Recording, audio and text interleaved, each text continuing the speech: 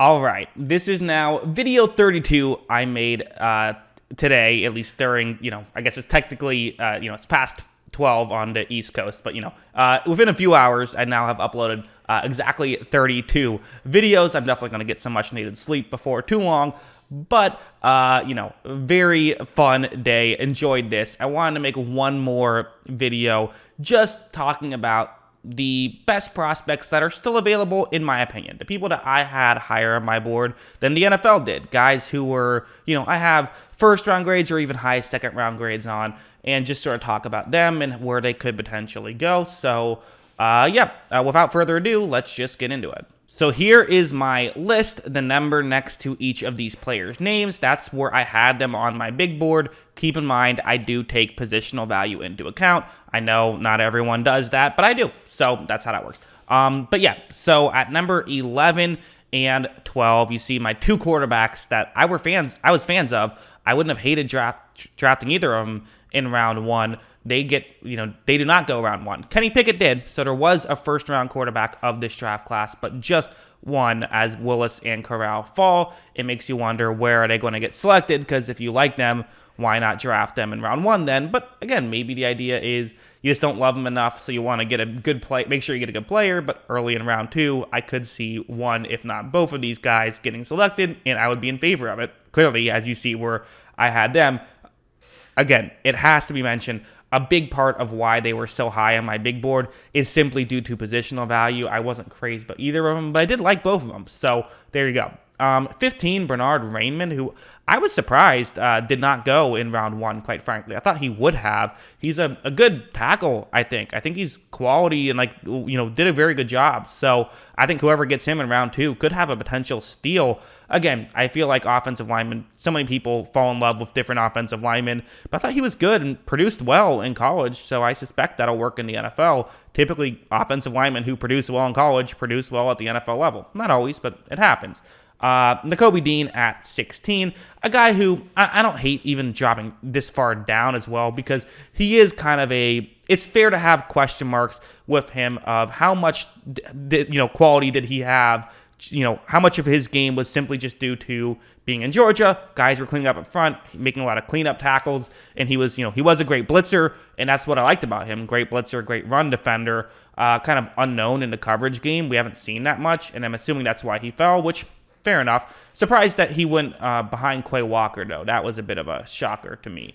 18, Arnold Ebiketie, who, as a Buccaneers fan, I'm crossing my fingers. Give me Ebiketie with one of these picks that we have, day two. I'm always the optimist here. But that would be great. I think that would be very fun if he went 33. He is someone who I think is a really good edge rusher. Again, a guy who just produced. I mean, my only criticism for him was his rip move was so awesome that he used it too much, and maybe I would have liked to see him branch out and do other stuff. That's his criticism. So, yeah, there you go.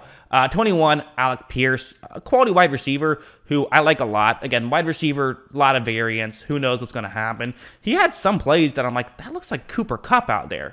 So I'm not saying he'll be that guy, but Cooper Kupp was also I believe, third-round pick, if I remember correctly, maybe fourth. So, again, drafting wide receivers is hard.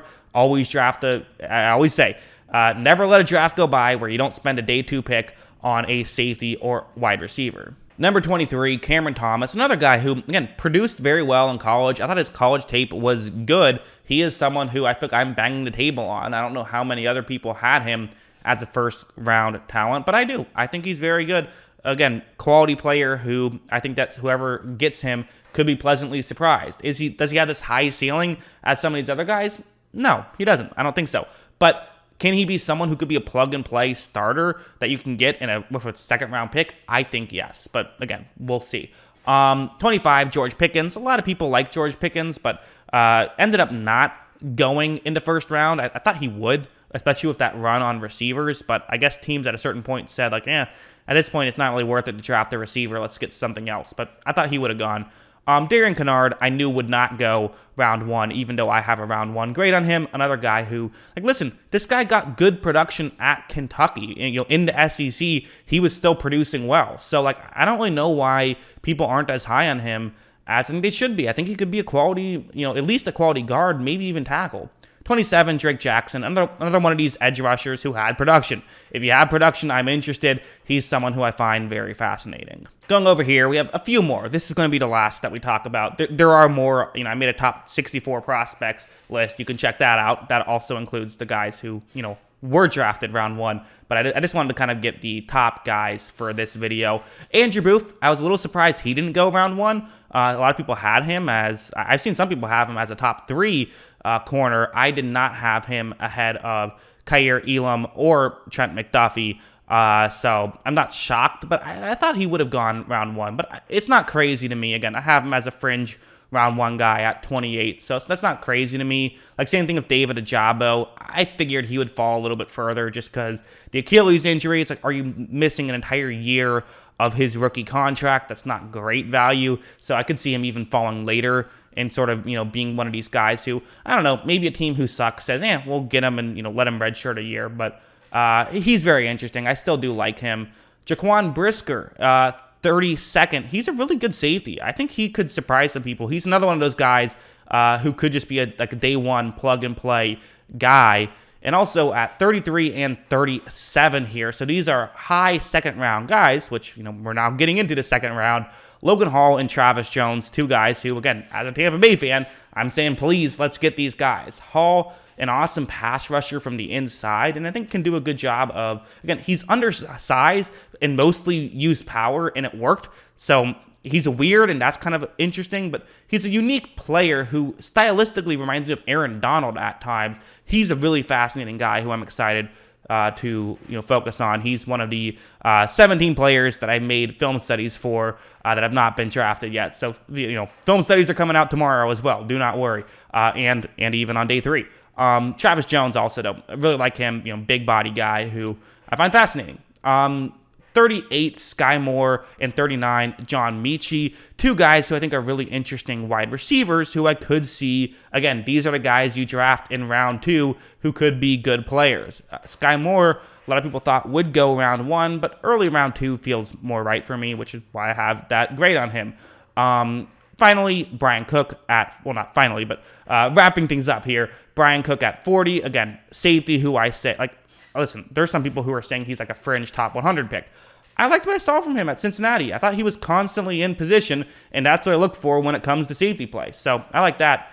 And also 2 quarterbacks, I wanted to at least get them on the list. Desmond Ridder and Sam Howell, who, quite frankly, at this point, I'm almost certainly going to defend whoever drafts either of those 2 guys. Just because, at this point, it's good value to get a quarterback. It's worth that risk. Even if I'm not crazy about Ridder or Howell in the second round, take that chance. Same thing like Drew Lock, right? It's does Drew Lock have some issues? Sure, but he has some positives too. It's the second round, and let's take a shot on him. I feel the same way about Ridder and Howell. So those are my top prospects still available in this draft. Let me know, what do you think about this in the comments below? Always love hearing from you. And of course, as always, thanks for watching.